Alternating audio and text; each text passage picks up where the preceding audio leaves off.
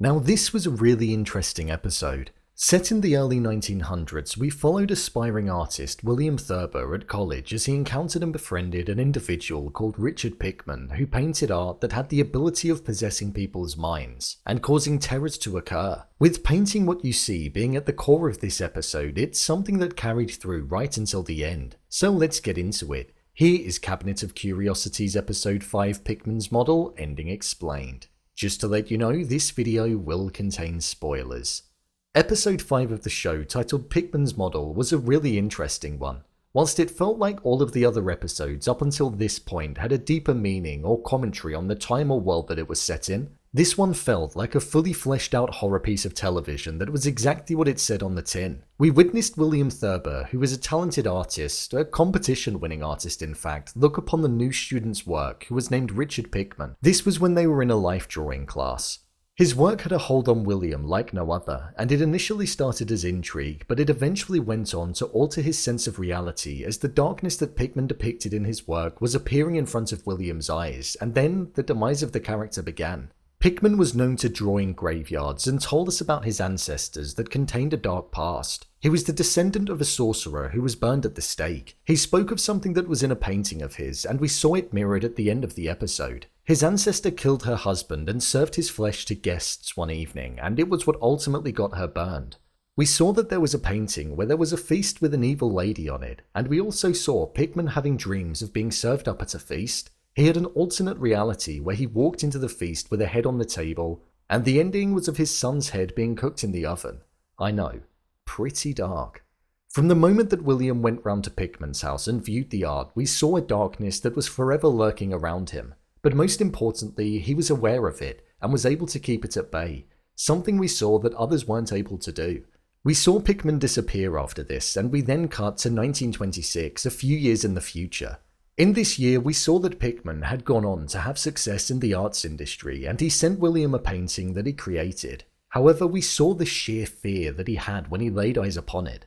William ended up with his sweetheart from the past, Rebecca, and they had a child together called James. In the panic, William left the painting unattended on the table, and James laid eyes upon it.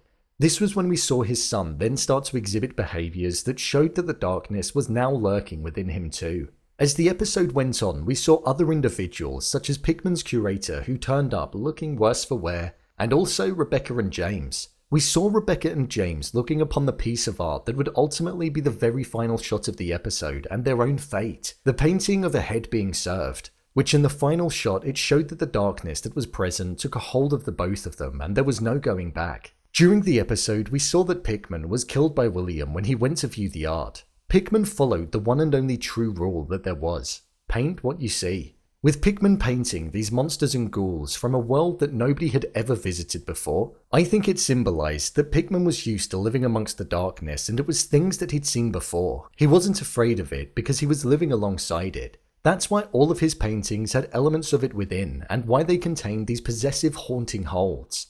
The paintings had supernatural abilities, and they did have the power to channel darkness for individuals and for them to succumb to the power and hold that it had on them, like we saw with Rebecca and James. William, however, was able to fend it off with the strength that he had, and he knew that if he were to look into it, it would cause more damage than good. That's why his aim and intention was to destroy it. Rebecca ended up exactly how she spoke of when she experienced the darkness all of those years ago.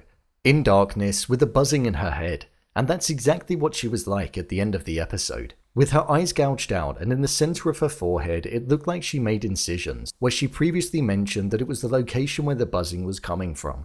William tried his hardest to keep his family safe and to prevent anything bad from happening, but it was too late. The moment they laid their eyes upon the art, they were doomed.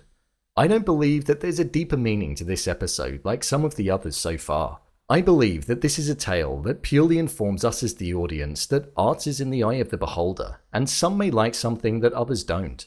Pickman lived in darkness and was from a world like no other, so the art that he produced had a power like no other as well. This was an all-out horror fest and the first of its kind in the series. I thought episode 5 of the show was a good one. There wasn't much to it in terms of depth other than the fact that there was an artist who had the ability to summon the darkness and possess anybody who laid their eyes upon it. It was an enjoyable watch, but I wouldn't say that it was one of my favourites so far. I thought the cast did a good job in this episode. It was the largest cast that we'd had in an episode of the show so far, and they all carried their role really well, delivering convincing performances. William as a main character was likable, and you were rooting for him the entire time, and it was sad when he saw his family succumb to the darkness. With Rebecca, you could always sense that something was going to be coming her way, especially when she spoke around the dinner table of the darkness that she once witnessed. And with Pickman, he was a very creepy individual that I thought was played well. His tone of voice, stature, and body language gave the impression of a haunting, troubled person. The time period that it was set in was complemented really well with the set design, but also by the lighting of the set. The warm, saturated yellow and orange mixed with the oakiness provided the haunting tone that normally comes with a horror movie or TV show set in the early 1900s. The recurrence of the feast and there being subtle nods to it all throughout the episode was something that I liked, plus the creature that came out of the well was something that we'd seen all throughout the episode prior to it arriving, being drip-fed to us as the episode went on, tying into the message of paint what you see, which is what I thought was smart. Pickman was used to this creature and was living amongst it. The soundtrack was something that didn't necessarily stand out to me, not like in the first episode or in episode 4 of the show.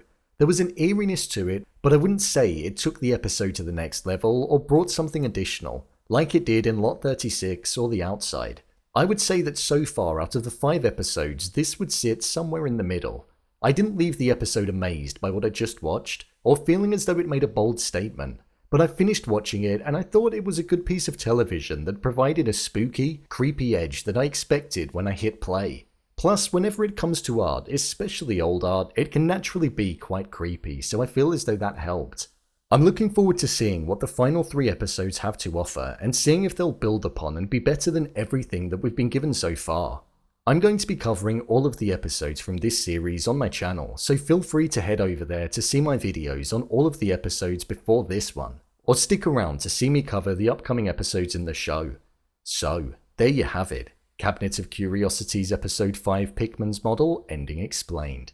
If you want to see more videos such as Endings Explained, Theories and Predictions, and Character Breakdowns, then click on the I button, or alternatively you can head over to my channel where you'll find them all. If you'd like to give me a show or movie that you'd like me to review, then head over to my Twitter, @brainpilot_, and tweet me what show or movie you'd like me to review next.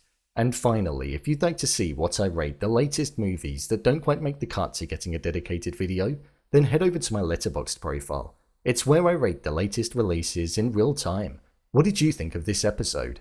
Leave a comment down below, and don't forget to subscribe. I'll see you next time.